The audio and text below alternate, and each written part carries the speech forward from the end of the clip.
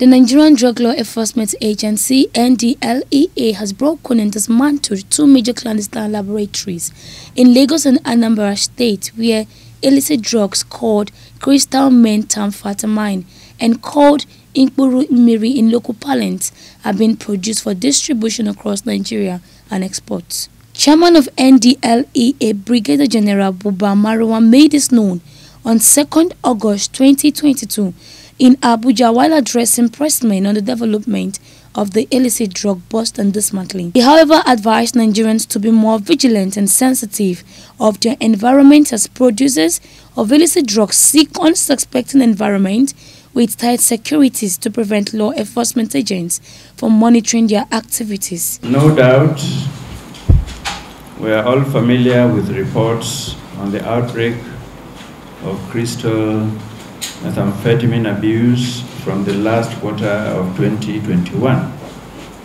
predominantly in the southeast geopolitical zone of the country. Many communities in the area had cried out for help because of the devastating effects the distribution and abuse of the dangerous stimulant drug was having on their youths and others. Over the past 7 months, we have deployed all available assets to find the primary source of manufacturing of this dangerous drug in Nigeria and arrest the barons behind it. I am pleased to inform the public today that after months of painstaking intelligence gathering, diligent tracking and coordinated offensive action, we recorded a breakthrough on Saturday, July 30th, 2022, when officers and men of the agency successfully busted 2 methamphetamine manufacturing facilities called meth laboratories. The first laboratory, located in Victoria Garden City, VGC Estate of Lagos, is owned by a Baron, Chris Emeka Nzewi, while the second, in Nise community of Oka South local government area of Anambra State, was owned by Paul Ozoimuna. The owners of these 2 illicit meth laboratories were successfully arrested alongside the cook or chemist that produced the drugs for them, one Sunday Uka from Aba, Abia State, and the 2 laboratories were effectively decommissioned and dismantled.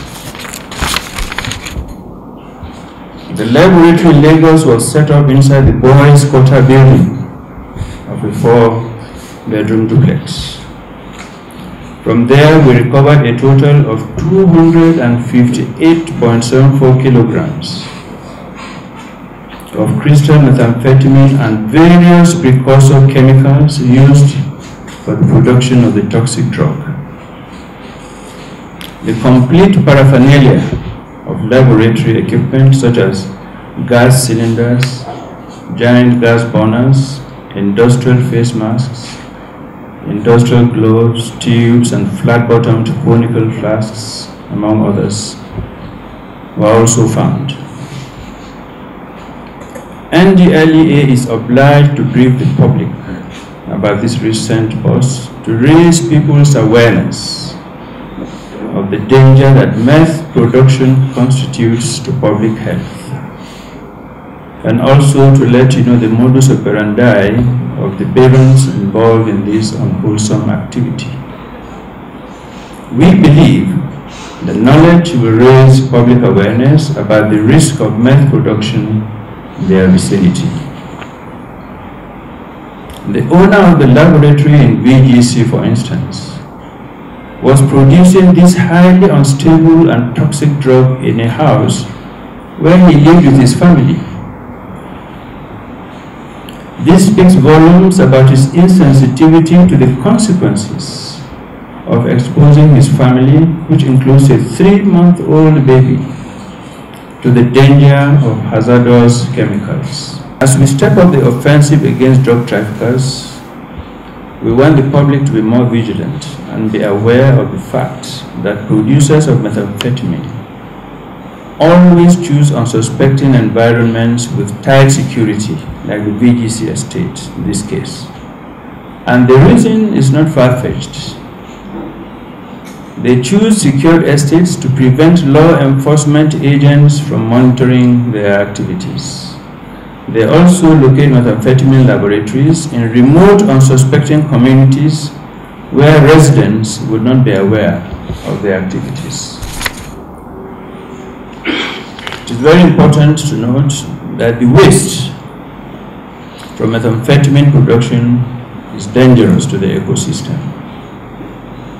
The chemicals are toxic, and once they seep into the soil, they contaminate the water table from which surrounding wells and boreholes draw their water. And citizens who unwittingly consume the water from such sources are exposed to heart and kidney ailments and other organ diseases.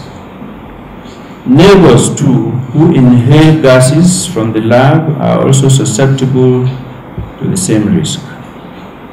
What makes it worse is that the production usually takes place in the middle of the night, between 11 p.m. and 4 a.m. And therefore, unsuspecting neighbors could have been exposed to the hazards for months or even years without knowing. On this note, I'd like to renew the call to members of society to work in partnership with us to safeguard public health. With society working with us, we are confident of cleaning this agent's table of illicit drugs. I am Mojane Samson reporting for GTV Africa.